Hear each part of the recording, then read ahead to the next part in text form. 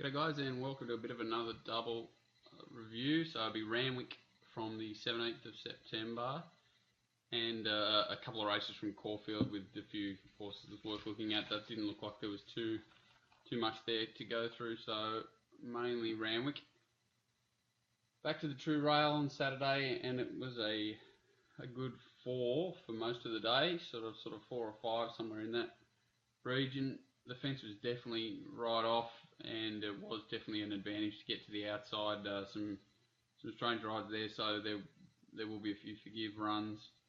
Overall, pretty straightforward from that point of view. A couple of strong races to start the day, which was kind of interesting. Then, as can be the case, 2 really slow sit sprints in the weight for age races, which played into the hands of the favourites, and then some solid races around that. So we'll get into it. The first race was the highway, and Handwritten started a pretty dominant favourite around the 9 to 4 mark from Lead Me Astray. He's gone enormous here. They've gone pretty quick. He lobs in the right spot. They've run time. They've got home hard, and there's some pretty good runs behind him. He's definitely improved significantly off that first up run. Maybe the trial before the first up run took a little bit out of him, and we're all set now. Ready for the highway over 1,000 metres, the first on Colgate George Main Stakes Day. And the gates open in the opening race of the day, and what a competitive line out. Handwritten in the centre. Takes his time. Together with Enjoyable coming across here. The deepest runner and striding forward, so it's Ladder. Ends up in the box seat behind them. On the inside of Pacific Queen. The run I would like to pinpoint, other than the winner's run, was this horse back here, You're Kidding Me. Probably one of the better runs of the day. First up. The other runner hard in the betting, Lead Me Astray, is the other one who runs second. So You're Kidding Me, given sort of 3 or 4 lengths. On fire, Moss, my name. Well back, You're Kidding Me. And then came Real Warrior. And the other one I do want to pinpoint a little bit is Landua, who is stretching out in distance here. Is close to peak fitness, but did pull up with a slow recovery rate, so his effort to sit outside is sort of strong tempo on arguably the worst part of the track. One of the more enjoyables in the worst part. He's in closer to the worst part of the track and kicks on, only beaten the last 150 metres. He can definitely do something back in grade. Handwritten's cruising up here 3 wide, puts them away, and this is You're Kidding Me, who's come from well back and sustained a long run to inside the get into a position late. Draws a length and a half clear. Lead Me Astray's going up into a clear second, but Handwritten, hands and heels from Hugh Bowman. Handwritten, a pretty soft win and a really good display. They've run time, they've done everything they could. Lead Me Astray clearly second best, never looked like winning, but pretty solid. And You're Kidding Me, he's running well from the back. This is Landua here.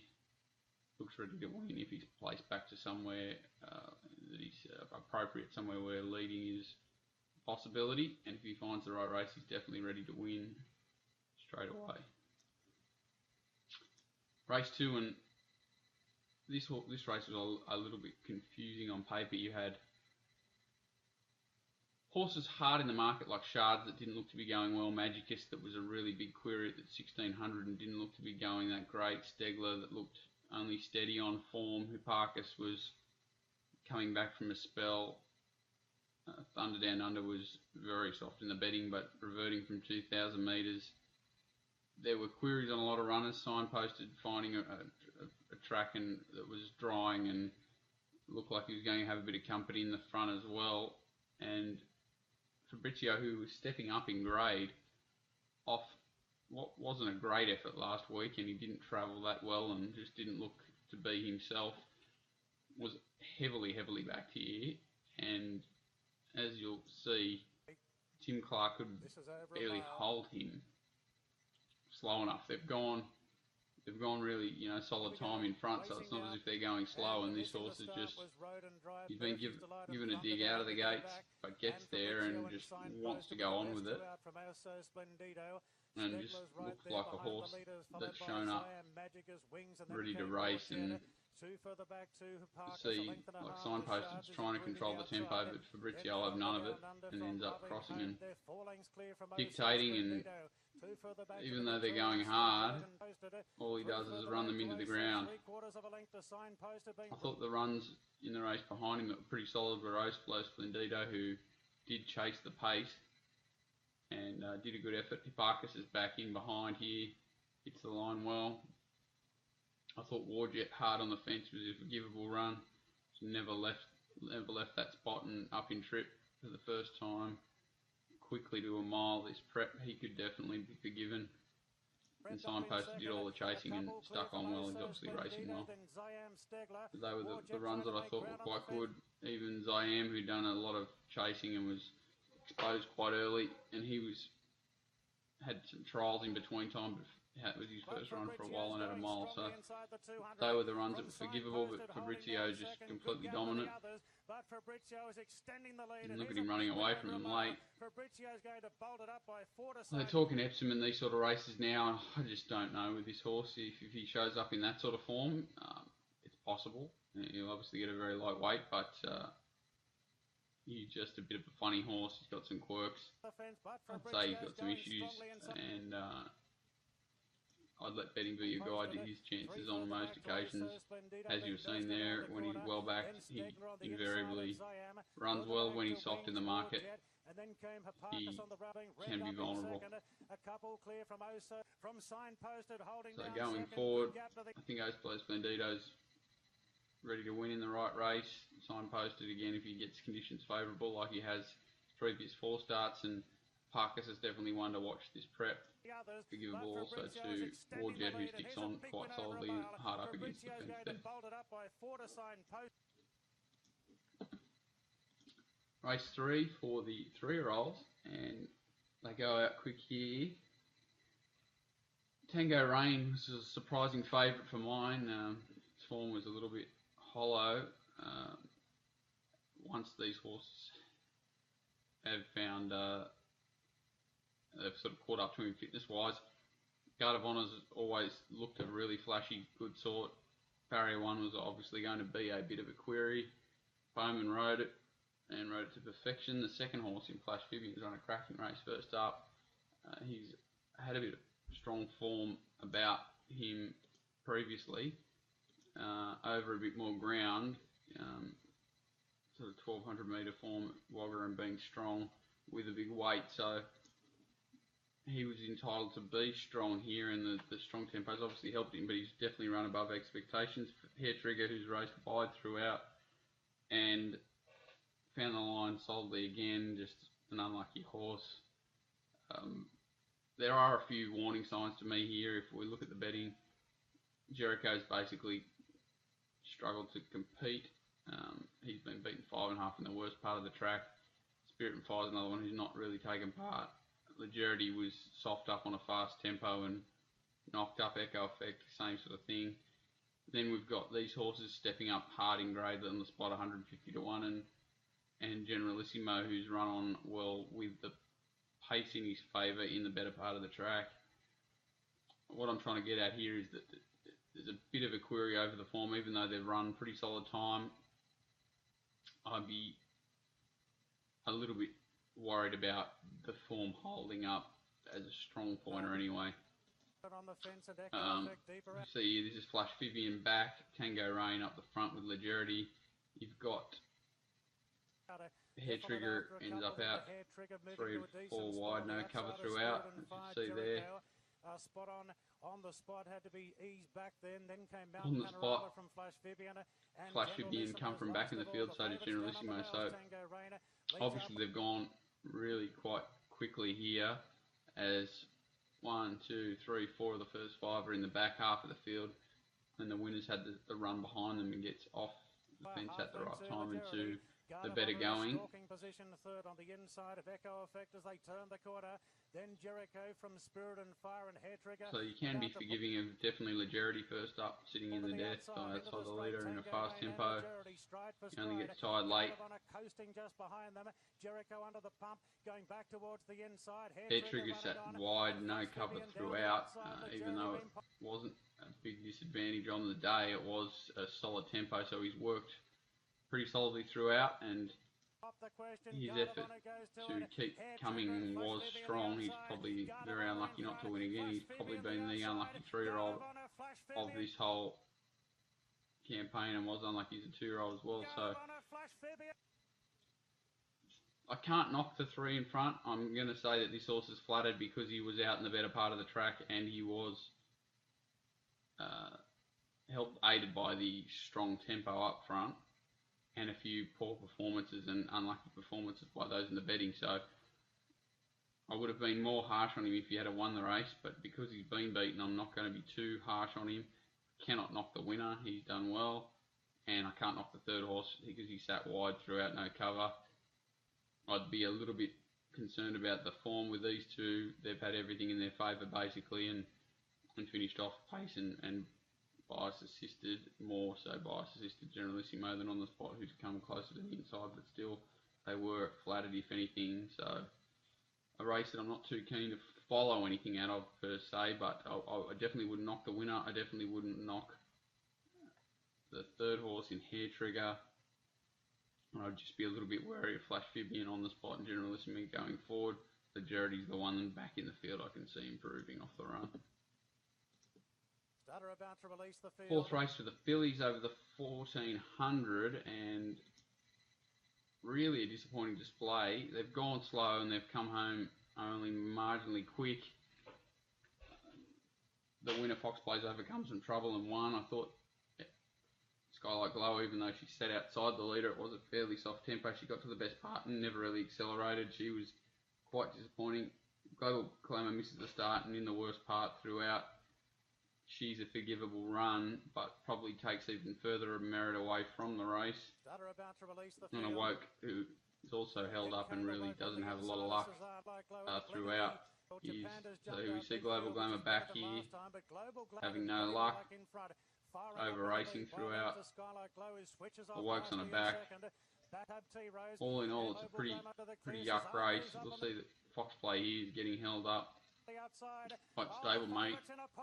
It's not as bad as it looks for mine. She was held up for quite a bit there, but they are all bunched, and she just uses her superior turn of foot to overcome that slow pace at the end. Awoke's obviously not going to love a slow pace. She's a wind-up horse, as quite a few of these are, so it's hard to say what the slow paces really hurt the most, because they're all kind of wind-up horses. So the winner's definitely not, even though she is strong on the line, probably not the most affected, because she does have that dynamic turn of foot. So very tough to work these out. Global Glamour's in the worst part of the track again.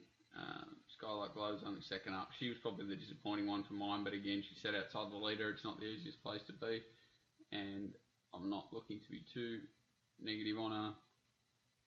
It's a bit of a race where I wouldn't be positive on anything, and I'd use it as a fitness run for a lot of them and take it as a grain of salt. Probably the best horses won under the conditions and priced accordingly, and that's about it. And not a lot to be learned. There's not as much to be learned as I would have hoped for that race, and I'm definitely on the negative side of anything there because of what happened. Hartnell in the 2,000 metre group 2, they've absolutely walked and sprinted home, and we're ready now for the ascend shot. The barman doing it really never in doubt. He has had conditions to suit him. They've played into his hands, and he's out-sprinted a bunch of stayers. You can only beat what's put in front of you, of course, and he's done it easily. Probably the two disappointing horses on face value were Preferment and Grand Marshal. He's not at all suited by the conditions. And the horse that's really running incredibly well and then gone back to the worst part and powered away from the rest of them. Two Shot the Barman, he's absolutely flying. Magic Hurricane's probably not as bad as it looks. He did over-race quite a bit and forced to make quite a long run in that worst part, which wasn't suiting him. Back to handicap conditions will suit him. But Hartnell is obviously flying. That acceleration that he's showing, his preparation against this type of grade is quite incredible, and he's definitely in as good a form as we've seen him in Australia. Winks is basically a carbon copy of Hartnell, except she sits a bit further back off the pace and puts them away. They've absolutely walked again and sprinted home, so the time won't be great, but the section of Lake will obviously be very slick.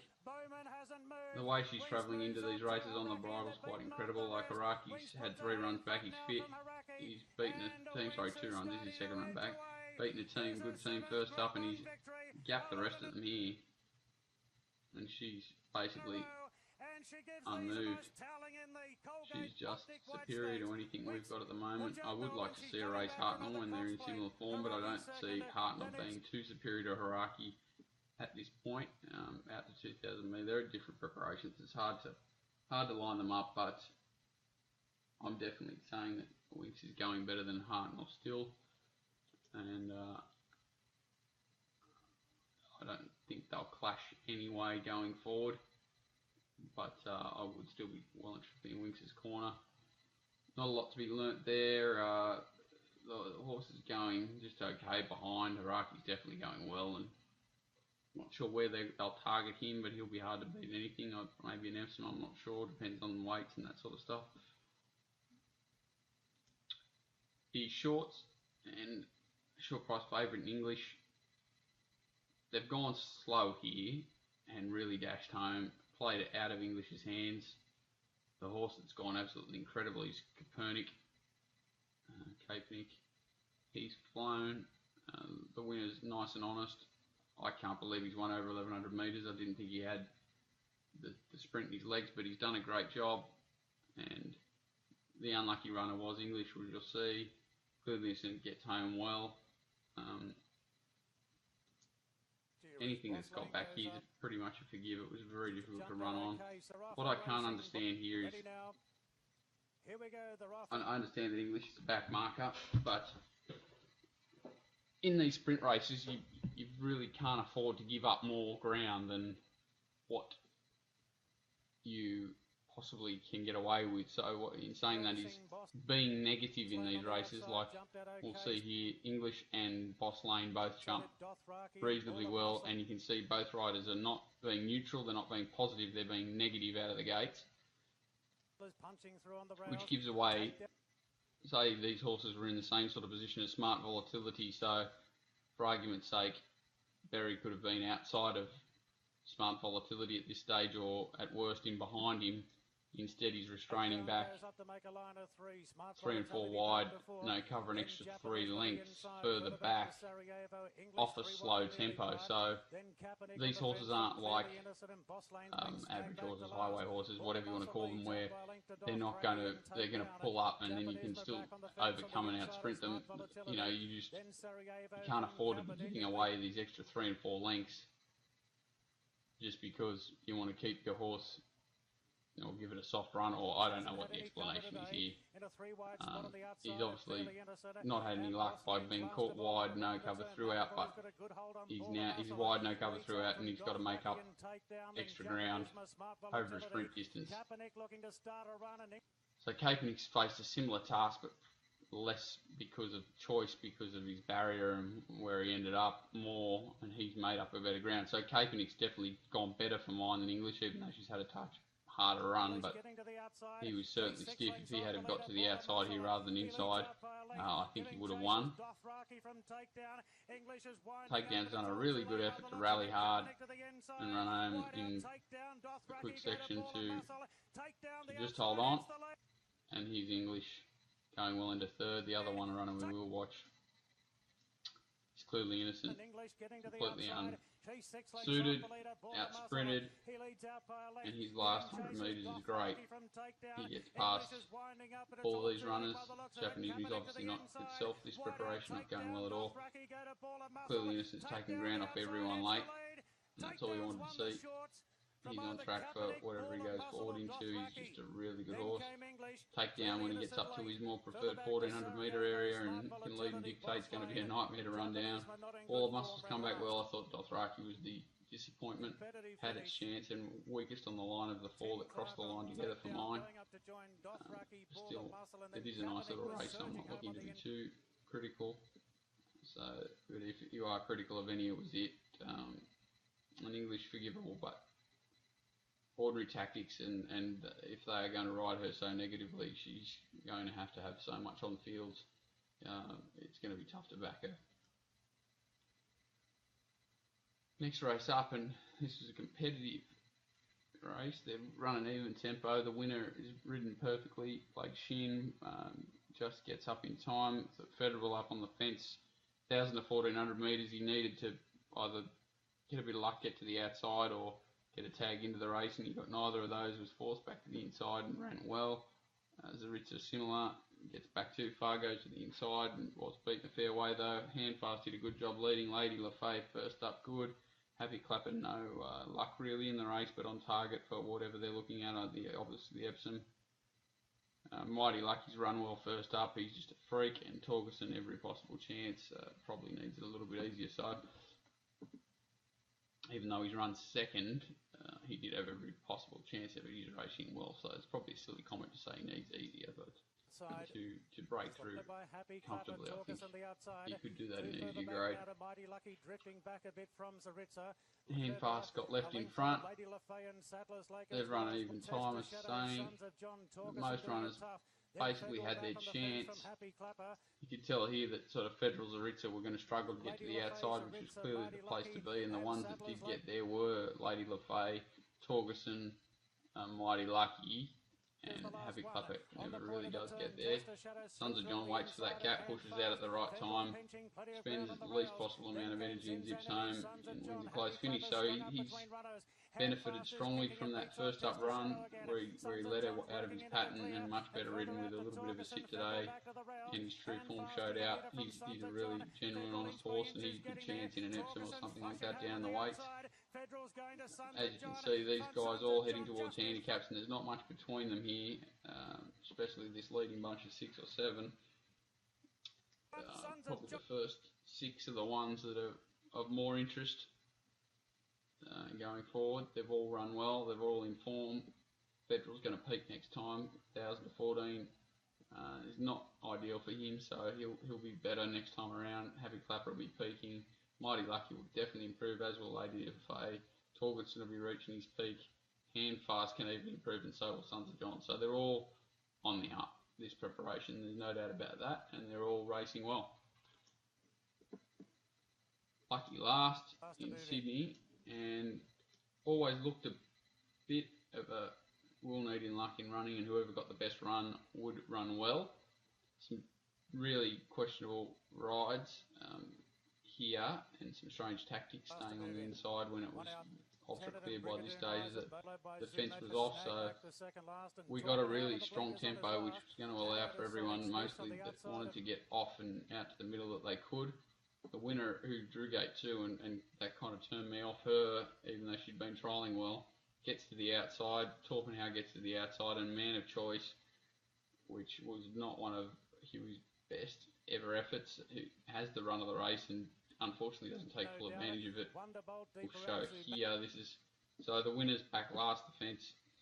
Torpenhow runs second. Man of Choice, who should have just won, is third here, finishes third, but you can see he's 2 to 3 lengths and more throughout the run in front of the 2 that beat him home. Every opportunity to get out and around these horses, and for whatever reason, Huey decides to stay in, completely misses the boat, lets them circle him, and they've gone from 3 and 4 in front of him to behind him, to 2 and 3 in front of him by the time he checks off their heels and gets out around them. So he's given up 3 to 4 lengths in the run. You can see how strongly he's travelling, and he still hasn't got around heels until 100 metres to go, and he's not a press button horse. You can see, look how hard he's closing. I think he definitely should have won the race, and clearly. But we'll go back and look at a couple of other runners that were unlucky. Brigadoon Rise never gets a crack at them, no doubt. In here, Zoo Magic, hard along the fence. And there's another runner in Daisy Doom, who's also stayed hard along the rails. That is a complete forgive. So there's plenty of complete forgives in this race. I think, yeah, obviously Denper's definitely flattered by pace and bias. You know, I'd be wary of the win. Torpenhow was okay, but he just doesn't look to have come back a similar horse as what he was. He's definitely peak next start, and Denper's got improvement in it, so you've got to be a little bit careful with her, but treat it as a flattered run regardless. Man of Choice was also a little bit flattered, but should have finished closer. People will pick that up, so be a little bit careful. These odds complete the give to Zoo Magic, Daisy Doom, No Doubt, Brigadoon Rise, all out of this race, and I think it was a pretty fair race, hotly contested, but fair, good form race, and I think all of those horses can bounce back to a certain degree. Denper races to the lead from Torpenhow, then Man of Choice late, but Denper's edging clear, and Denper one of the form will come out of this race. Just be a little bit careful of the ones who came down the best part with the pace assisting them. If we go to Caulfield quickly, I thought the three horses, I think this horse here in Harlow Gold, is a pretty fair little horse. Its record is pretty solid. Got out to the mile this time, and won't bother watching the run. So back here, 7th in the middle. They've gone pretty solid. In behind here, with the white nose, white face, looking for a run. Gets the split at the right time, and what I like about her is she's got a little bit of dash, but she's definitely got gears, and you can see here it takes her a little bit of time to get past them. Kaching looks a chance of getting past her, but on the line she's really got the ears pinned back, and she's strong, and nice big loping stride. I think she'll get out it further, and she can be a player over in better races. Secret Legend, as executed into sat wide and just out sprinted them. They've gone absolute crawling pace early there and sprinted home strongly, so that was a good sprinting display. This is one race I did want to show, and it was Hucklebuck's effort that was the one. The reason I'm keen on him going forward is because he was obviously, they were open about his condition coming here and how badly he needed the run, and that's what's cost him the race. Even though you'll see him in here in restricted room, running in the 666 and climbing and on heels and never comfortable, so he's expending a lot more energy than he should have had to. He's still never comfortable the whole race. It's very hard for a horse to do this sort of thing, work hard, and then he has to use more energy to push out from under the neck.